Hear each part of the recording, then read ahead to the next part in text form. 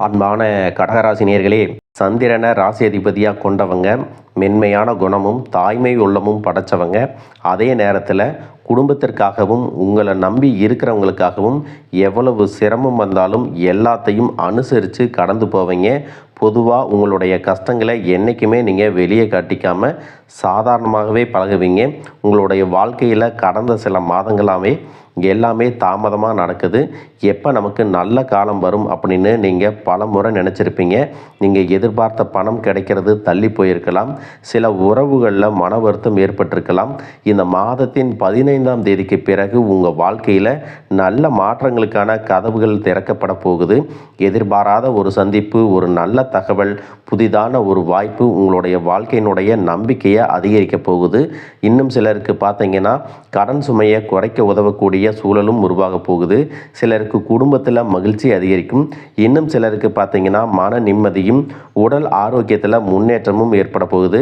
மேலும் நீங்கள் எந்தெந்த விஷயத்தில் கூடுதலான கவனம் செலுத்தணும், எதற்கெல்லாம் அவசரப்படக்கூடாது, உங்களுக்கான முழுமையான பலன்கள் கிடைக்கணும்னா என்ன செய்யணும் அப்படிங்கிறத தெரிஞ்சுக்க இந்த வீடியோவை முழுசாக பாருங்கள். கடகராசி, புனர்பூசம் நட்சத்திரம் 4ஆம் பாதம், பூசம் நட்சத்திரம், ஆயில்யம் நட்சத்திரம் இருக்கிறவங்களுக்கு கிரக நிலைகள் எப்படி இருக்குது அப்படின்னு பார்த்தீங்கன்னா, ராசிஸ்தானத்தில் குருவும், குடும்பஸ்தானத்தில் சுக்கிரனும் கேதுவும், அஷ்டமஸ்தானத்தில் ராகுவும், பாக்கியஸ்தானத்தில் சனியும், லாபஸ்தானத்தில் செவ்வாயும், போகஸ்தானத்தில் புதனும் சூரியனும் இருக்கிறாங்க. இதன் காரணமாக உங்களுடைய குழந்தைகளின் எதிர்காலம் தொடர்பான சிந்தனைகள் உங்களுடைய மனசில் அதிகரிக்கும். உத்தியோகம் சார்ந்த முயற்சிகளில் உங்களுடைய தனித்திறமைகளை வெளிப்படுத்துவீங்க. தர்ம காரியங்களில் ஈடுபட்டு மனம் மகிழ்ச்சி அடையும். வெளியூர் தொடர்பான பயண வாய்ப்புகள் கைகூடும். அரசு சார்ந்த துறைகளில் இருக்கிறவங்களுக்கு தன வரவுகள் ஏற்படும். சொந்த ஊர் தொடர்பான சிந்தனைகள் அதிகரிக்கும். சுபகாரியம் தொடர்பான முயற்சிகள் உங்களுக்கு மகிழ்ச்சியை கொடுக்க போகுது. குடும்ப உறுப்பினர்களின் ஒத்துழைப்பு மனசுக்கு மகிழ்ச்சியை கொடுக்கறதோடு மட்டுமல்லாமல் உறவினர்கள் எல்லாமே சேருவாங்க. மனசுக்கு பிடித்த புதிய பொருட்களை வாங்குவீங்க. எதிர்பாராத சில பயணங்கள் மூலமாக அலைச்சல்கள் இருந்தாலும் அதன் மூலமாக உங்களுக்கு ஆதாயம் இருக்குது. மேலும் எந்த விஷயத்தில் நீங்கள் கவனமாக இருக்கணும் அப்படின்னு பார்த்தீங்கன்னா, வியாபார பணிகளில் வாடிக்கையாளர்கள்கிட்ட நீங்கள் பொறுமையை கடைபிடிக்கணும்.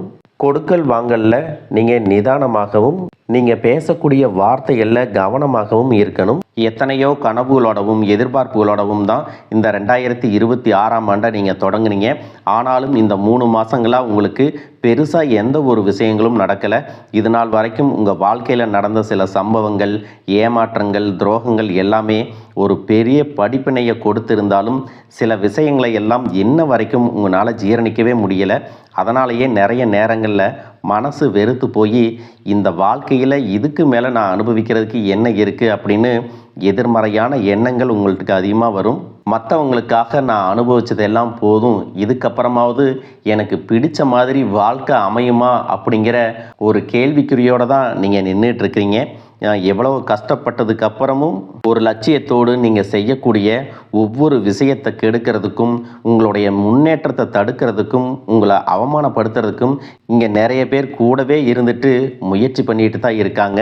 ஆனாலும் அவங்களுடைய சதிகளையும் சூழ்ச்சிகளையெல்லாம் தாண்டி இப்போ வரைக்கும் ஓரளவுக்கு நீங்கள் நல்லா இருக்கீங்க அப்படின்னா உங்ககிட்ட இருக்கக்கூடிய நல்ல எண்ணங்களும் கடவுள் பக்தியும் இது வரைக்கும் நீங்கள் செஞ்ச தர்ம காரியங்களும் தான் உங்களை காப்பாற்றிட்டு இருக்கு. இதுக்கு முன்னாடி நல்ல நண்பர்களாக இருந்திருப்பாங்க, நல்ல உறவுகளாக இருந்திருப்பாங்க. அவங்களே தன்னோட சுயநலத்துக்காக துரோகங்களை எல்லாம் செஞ்சு உங்களுடைய வாழ்க்கையை கெடுக்கணும் அப்படின்னு நினைக்கும்போது இந்த உலகத்தில் யார் நல்லவங்க, யார் கெட்டவங்க, யாரை நம்புறது அப்படிங்கிறது தெரியாமல் தான் நீங்கள் புலம்பிகிட்ருக்கீங்க. ஒரு வகையில் இந்த மாதிரி விஷயங்கள் உங்களுக்கு கஷ்டத்தை கொடுத்தாலும் இப்போவாவது இவங்க நம்ம மேலே எவ்வளவு பொறாமையோடவும் வன்மத்தோடவும் இருக்கிறாங்க அப்படிங்கிறத ஓரளவுக்கு நீங்கள் புரிஞ்சிருப்பீங்க. இது எல்லாமே தெரிஞ்சும் கூட நீங்கள் என்னமோ பண்ணுங்க, எத்தனையோ நல்லது செஞ்ச எனக்கு மனசாட்சிக்கு விரோதமாக தப்பு செய்கிறீங்க அப்படின்னா அந்த கடவுள் உங்களுக்கு நிச்சயமாக மிகப்பெரிய தண்டனையை கொடுப்பார் அப்படின்னு தான் கடவுள்கிட்ட உங்களுடைய வேண்டுதலை எல்லாம் வச்சுட்டு கடந்து போயிட்டுருக்கீங்க. இப்போ இருக்கக்கூடிய சூழ்நிலையில் தான் உண்டு தான் வேலை உண்டு அப்படின்னு தான் இருக்கிறீங்க.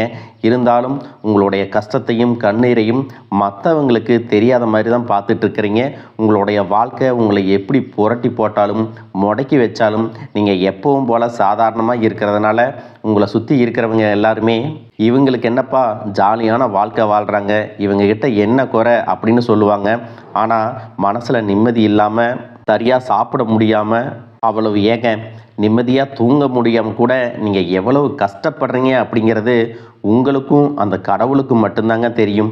இந்த மாதிரி உங்கள் வாழ்க்கையில் திடீர்னு ஒரு பிரச்சனை, உடம்பு சரியில்லை, ஹாஸ்பிட்டலில் பெருசாக செலவு வந்துருச்சு, குடும்பத்தில் அவசர தேவைக்கு பணம் பத்தலை, பிஸ்னஸில் லாஸ் ஆயிடுச்சு அப்படின்னு உங்கள் வாழ்க்கை முடங்கிருச்சுன்னா கூட நின்று உங்களுக்கு உதவி செய்கிறதுக்கோ ஆறுதலாக 4 வார்த்தை பேசுகிறதுக்கோ அவ்வளவு ஏங்க திரும்பி பார்க்கக்கூட உண்மையான ஆள் கிடையாது. ஆனால் நீங்களாவே ஏதோ தட்டு தடுமாறி எந்திரிச்சு நிற்கிறப்போ உங்களை குறை சொல்கிறதுக்குன்னே நிறைய பேர் தேடி வருவாங்க. உங்கள் சொந்தக்காரங்க தெரிஞ்சவங்க அப்படின்னு எல்லாரும் தேவைக்கு மட்டும்தான் உங்களை பயன்படுத்திக்கிறாங்க.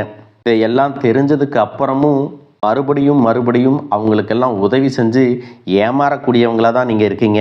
இந்த வாழ்க்கையில் எப்படியாவது முன்னேறிடணும் அப்படிங்கிறதுக்காக தினம் கஷ்டப்பட்டு உழைக்கிறீங்க. இது நாள் வரைக்கும் என்னுடைய மனசாட்சிக்கு தெரிஞ்சு நான் யாருக்கும் எந்த கெடுதலையும் கஷ்டத்தையோ துன்பத்தையோ கொடுத்ததில்லை. எனக்கு மட்டும் ஏன் இந்த வாழ்க்கையில் இப்படி நடக்குது அப்படின்னு ஆதங்கப்படுறது உண்மைதாங்க. என்ன இருந்தாலும் உங்களுக்கு இவ்வளவு கஷ்டங்கள் ஆகாது. இந்த மாதிரி பிரச்சனைகள் உங்கள் வாழ்க்கையில் வரும், கொஞ்ச நாளுக்கு அப்புறம் அது போயிடும். நிறைய நேரங்களில் பார்த்தீங்கன்னா உங்களால் எந்த பிரச்சனைகளும் வராது. ஆனால் உங்களை சுற்றி இருக்கிறவங்க மூலம் தான் உங்களுக்கு நிறைய பிரச்சனைகள் வருது அப்படிங்கிறத இப்போவாவது கொஞ்சம் புரிஞ்சிருப்பீங்க. இவ்வளவு நடந்ததுக்கப்புறம் இனி என் வாழ்க்கை மாறுமா அப்படின்னு நீங்கள் கேட்குற கேள்விகளுக்கெல்லாம் பதிலாக தாங்க இனி வரக்கூடிய கிரக நிலைகள் மற்றும் அதன் இயக்கத்தின் காரணமாக உங்களுக்கு நல்ல பலன்கள் எல்லாமே கிடைக்க போகுதுங்க. நாள் வரைக்கும் நடந்த கெட்ட விஷயத்தை எல்லாம் விட்டுருங்க. இனி வரக்கூடிய நாட்களில் உங்களுக்கு எந்த மாதிரி நன்மைகள் கிடைக்க போகுது அப்படிங்கிறத பற்றி தான் இந்த வீடியோ பதிவில் பார்க்க போகிறோம். முதலாவதாக மீன ராசியில் இருக்கக்கூடிய சனி பகவான் உங்களுக்கு ஆரம்பத்தில் சில தடைகளை கொடுத்திருந்தாலும் இந்த வருடத்தின் இறுதிக்குள்ளே உங்களுக்கு நல்ல பலன்களை எல்லாம் கொடுக்க போகிறாரு, தடைகளை எல்லாம் விலக்க போகிறாரு. இதன் மூலமாக பொருளாதார ரீதியாக உங்களுக்கு நல்ல முன்னேற்றம் அப்படிங்கிறது விரைவிலேயே ஏற்பட போகுது. அடுத்ததாக பார்த்தீங்கன்னா சுக்கிர பெயர்ச்சி. இதன் மூலமாக உங்களுக்கு நல்ல வேலை வாய்ப்பு, அதில் பதவி உயர்வு மற்றும் அதிகாரம் செலுத்தக்கூடியவர்களுடைய நட்பு உங்களுக்கு கிடைக்கும். நீங்கள் செல்வத்தை சேர்க்கணும் அப்படிங்கிறதுக்காகவே நகைகளுடைய விலை குறையும், புதிதாக வீடு வாகனங்கள் எல்லாமே வாங்குவீங்க. ஆரம்பத்தில் பொருளாதாரத்தில் ஏற்ற இறக்கங்கள் இருந்தாலும் இந்த வருடம் முடியும் பொழுது குறிப்பிட்ட அளவுக்கு நீங்கள் சொத்து சேர்த்து வச்சுருப்பீங்க. குரு பகவான் உச்ச ராசியான கடக ராசிக்கு போகும் பொழுது கஜகேசரி யோகமும் உண்டாக போகுது. இந்த நேரத்தில் உங்கள் நிதி நிலைமை ரொம்பவே முன்னேற்றமாக இருக்கும். குழந்தை பாக்கியம் இல்லை அப்படின்னு கவலைப்பட்டு இருந்தவங்களுக்கு நிச்சயமாக குழந்தை பாக்கியம் உருவாகும். அவங்களுடைய உடல் நலனில் எவ்வளவு பிரச்சனைகள் இருந்தாலும் அதையெல்லாம் சரி செஞ்சு இந்த பாக்கியத்தை அடைய போகிறாங்க. அவங்க குடும்பத்திலையும் மனதிலும் மிகப்பெரிய மகிழ்ச்சி நிரந்தரமாக இருக்க போகுது. படிக்கக்கூடிய மாணவர்களுக்கும் கல்வி ரொம்பவே சிறப்பாக இருக்க போகுது. அடுத்ததான் நவம்பர் மாதத்தில் ஏற்படக்கூடிய ராகு கேது பெயர்ச்சியில் குடும்பம் மற்றும் தொழிலில் திடீர் மாற்றங்களும் திருப்பங்களும் ஏற்பட போகுது. நீண்ட நாளாக நிறைய பேர் உடல்நலம் சார்ந்த பிரச்சனைகளில் முடங்கி கிடந்திருப்பாங்க, நடக்கிறதுக்கே ரொம்ப சிரமப்பட்டிருந்திருப்பாங்க. அந்த பிரச்சனை எல்லாமே முழுவதுமாக நிவர்த்தியாக போகுது. கடந்த காலகட்டங்களில் உங்களுக்கு நல்லதொரு வேலை கிடைச்சிருக்காது. குடும்ப கஷ்டத்திற்காக குறைவான சம்பளத்தில் பிடிக்காத வேலையை செஞ்சுட்டு இருந்திருப்பீங்க. உங்களை பொறுத்த வரைக்கும் பிஇ படிச்சிருப்பீங்க, டிகிரி படிச்சிருப்பீங்க. சில பேர் தன்னுடைய கல்வி தகுதிக்கு சரியான வேலை கிடைக்கல அப்படின்னு ரொம்பவே ஆதங்கப்பட்டு இருந்திருப்பீங்க. வரக்கூடிய நாட்களில் நீங்கள் சரியான முயற்சிகளை எடுத்தீங்க அப்படின்னா அரசாங்க வேலைக்கு நீங்கள் முயற்சி பண்ணாலும் உங்களுக்கு அரசாங்க வேலை கிடைக்கும். பேங்க் வேலையோ ஐடி கம்பெனியோ அது தனியார் நிறுவனங்களோ உங்களுக்கு மனசுக்கு பிடிச்ச மாதிரி நல்ல வருமானத்தோடு வேலை கிடைக்கக்கூடிய சூழ்நிலையும் இருக்குது. மேலும் கணவன் மனைவிகளில் பார்த்தீங்கன்னா நல்ல அந்யோன்யம் இருக்க போகுது. இது வரைக்கும் இருந்த மன கஷ்டங்கள் எல்லாம் நீங்கி ஒற்றுமையோடு இருக்க போகிறாங்க.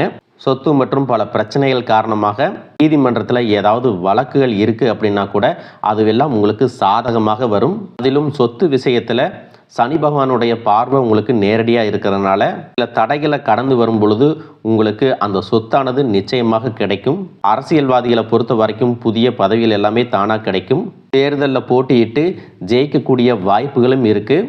இது வரைக்கும் நீங்கள் வேலை செஞ்சுட்டு இருக்கக்கூடிய இடத்துல சரியான ஒத்துழைப்பு இருந்திருக்காது. முழு ஈடுபாட்டோட வேலை செய்ய முடியாத அளவுக்கு சில பிரச்சனைகள் எல்லாமே இருந்திருக்கும். இனி வரக்கூடிய காலங்களில் உடன் வேலை செய்கிறவங்க மூலமாக உங்களுக்கு நல்ல ஆதரவு கிடைக்கும்.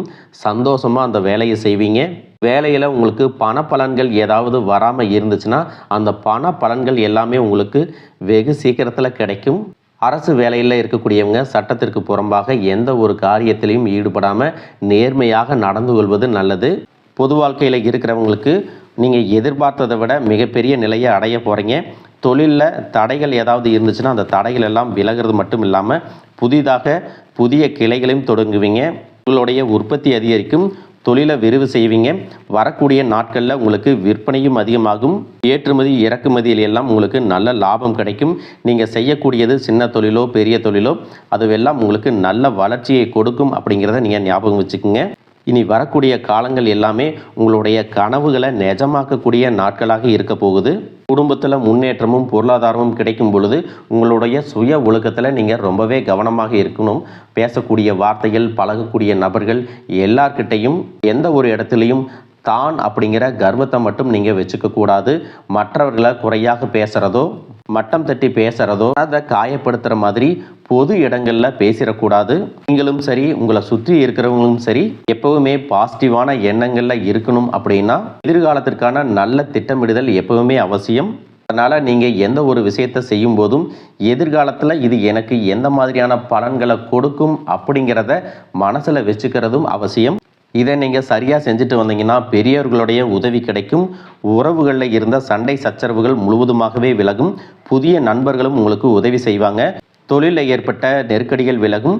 பொருளாதார ரீதியாக நலிவடைந்த நிறுவனங்கள் மீண்டும் முன்னேற போகுது. மேலும் மேலும் உங்களுக்கு வியாபாரத்தில் எதிர்பார்த்த லாபம் கிடைக்கும். உங்களுடைய புதிய சிந்தனைகள் மற்றும் நேர்மறையான எண்ணங்கள் உங்களுடைய வளர்ச்சிக்கு காரணமாக இருக்க போகுது. கடந்த காலகட்டங்களில் திருமணம் பார்த்தீங்க அப்படின்னா நிறைய பிரச்சனைகளும் சிக்கலுமாக இருந்திருக்கும். அதிலும் ஜாதகம் சரியில்லை, சொந்த வீடு இல்லை, வசதி இல்லை, பெற்றோர்கள் சரியில்லை, அரசு வேலையாக இருக்கணும், இந்த மாதிரி எத்தனையோ காரணங்களை எல்லாம் சொல்லி உங்களுக்கான திருமணம் தடைகள் ஏற்பட்டிருக்கும். இன்னும் சிலருக்கு பார்த்தீங்கன்னா தெரிஞ்சவங்களாலையும் நண்பர்களாலையுமே திருமணங்கள் எல்லாமே நின்று போயிருக்கும். இந்த மாதிரி இடத்துல உங்களால் எந்தெந்த விஷயத்தை எல்லாம் சரி செய்ய முடியுமோ அதையெல்லாம் சரி செஞ்சுட்டு குரு பெயர்ச்சிக்கு பிறகு நீங்கள் திருமண முயற்சிகளில் ஈடுபட்டீங்கன்னா உங்களுடைய மனதுக்கு பிடித்த மாதிரியான நல்ல வரன் அமையும். குடும்ப வாழ்க்கை சிறப்பாக இருக்கும். உங்களுடைய வாழ்க்கை துணை அழகாக இருப்பாங்க. கை நிறைய சம்பாதிக்கக்கூடியவங்களாகவும் இருப்பாங்க.